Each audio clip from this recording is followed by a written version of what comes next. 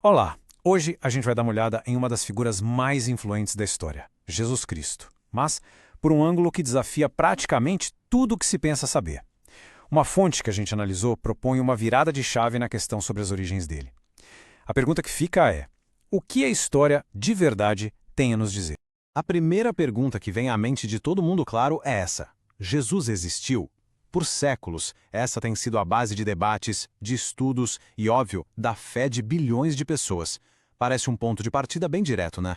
Mas é exatamente aqui que a nossa fonte de hoje vira o jogo. Segundo o material que a gente analisou, focar se ele existiu ou não é fazer a pergunta errada. A questão, na verdade, é bem mais complexa e, para ser sincero, muito mais surpreendente. Então, se essa não é a pergunta certa, qual seria? É esta: quantos? Sim, é isso mesmo. Quantos Jesuses existiram? Essa pequena mudança de perspectiva é o segredo para entender o argumento central da fonte que a gente está explorando hoje. Vamos entender o porquê. E isso nos joga direto na nossa primeira sessão: um nome, muitos homens. Antes de olhar para a história de Jesus, a fonte nos convida a olhar para o nome. A ideia aqui é que Jesus não era um nome especial ou divino. Pelo contrário, era um nome até bem comum numa época bem específica. Para entender isso, a gente precisa voltar na origem do nome. Jesus vem do hebraico Yeshua.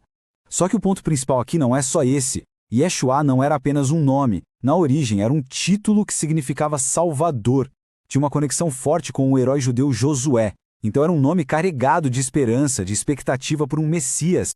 Agora, para ter uma noção do quão popular esse nome era, um dos historiadores mais importantes daquela época, o judeu Flávio Josefo, menciona nos escritos dele nada menos que 19 homens diferentes chamados Yeshua, ou Jesus. 19. Isso não é um nome raro, né? Era um nome super comum numa época de muita agitação social e religiosa. Sabendo que tinha tanto Jesus por aí, que tal a gente conhecer alguns desses outros Jesuses da história? É fundamental entender que, segundo a fonte, essas figuras não são mitos. São pessoas documentadas que não só tinham o mesmo nome, como em alguns casos, tinham papéis sociais bem parecidos com o que a gente conhece. Os textos de Josefo dão exemplos bem concretos. Olha só a variedade de perfis. A gente tem um Jesus ben Pandira, que fazia milagres e foi executado. Um Jesus ben Ananias, que era um profeta da destruição. Um Jesus ben Safate, líder rebelde. E até um Jesus ben Gamala, um político do Partido da Paz. O argumento da fonte é que as histórias dessas figuras, profetas, rebeldes, milagreiros, podem ter se misturado com o tempo. Ok, então a gente já viu que o nome era comum, mas agora a fonte mira em algo ainda maior: a narrativa em si. Nesta sessão, a narrativa em questão, a gente vai ver como essa análise coloca em dúvida a precisão histórica de eventos e lugares que são a base da história do Evangelho. Vamos pegar um exemplo famoso: o censo. A história bíblica fala de uma viagem a Belém por causa de um censo romano. Só que a análise da fonte aponta que os censos romanos eram baseados em propriedade, não no lugar de nascimento. E mais, a Galileia na época nem era uma província romana que obrigaria as pessoas a fazer uma viagem dessas. É um contraste bem direto. E segundo a fonte, as inconsistências não param por aí. A própria cidade de Nazaré é questionada com a alegação de que ela talvez nem existisse antes do século II. Muitos dos lugares onde os milagres teriam acontecido eram vilarejos tão pequenos que nem aparecem nos registros dos historiadores da época. E talvez o argumento mais forte de todos: num período da história que foi muito bem documentado, nenhuma fonte da época que não seja cristã menciona um milagreiro chamado Jesus de Nazaré. Certo.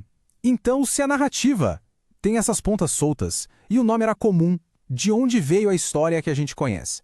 Isso nos leva à teoria central da fonte, que a gente vai ver agora: um mosaico de mitos. A ideia aqui é que a história de Jesus não surgiu do zero, mas foi, na verdade, montada a partir de pedaços de outras histórias. O conceito que o autor usa para isso é bem forte: mito canibalizado. E a definição é bem clara: é uma história nova, construída a partir de elementos roubados de religiões mais antigas, de arquétipos de heróis, de filosofias, e aí tudo isso é reprocessado para uma nova fé. E quais seriam os ingredientes desse mosaico? Segundo a fonte, a receita teria um pouco de tudo: nascimentos milagrosos de deuses mais antigos, as vidas de heróis clássicos do judaísmo, ensinamentos da filosofia neoplatônica e até frases de escolas de pensamento como a dos estoicos e cínicos. Se a gente juntar isso com os eventos da vida daqueles outros Jesuses históricos que a gente já falou, a tese é que aí está a base para a história do Evangelho. E tudo isso leva a gente para a grande conclusão da fonte. É aqui que todas essas peças se encaixam para formar a ideia final que, olha, é sem dúvida a mais provocadora de toda essa análise. E a tese fica bem clara aqui. A ideia mais comum é que existiu um homem histórico que, com o tempo, foi transformado em Deus. A tese da fonte vira isso de cabeça para baixo. O mito começou com um arquétipo de Deus que já existiu e que depois foi humanizado com uma história e um passado fabricados. Para resumir essa ideia toda em uma frase de impacto que foi feita para chocar mesmo, a fonte solta está aqui. Adorar Jesus ou o Batman dá no mesmo. É uma frase forte, feita para encapsular o argumento todo de um jeito que ninguém esquece. Mas calma, vamos entender o que o autor quer dizer com isso. O ponto central, na visão do autor, é o seguinte: se uma figura é construída com material puramente mitológico, então para ele, o ato de adorar essa figura tem o mesmo fundamento, não importa qual seja o nome dela. É a conclusão mais desafiadora da fonte sobre a natureza do mito e da fé. Isso tudo deixa a gente com uma última pergunta no ar, para pensar mesmo. O que significa se o poder de uma história, a capacidade dela de inspirar e mover bilhões de pessoas, for algo independente da sua origem histórica? Essa é a grande tensão que essa análise nos apresenta. Obrigado pela companhia.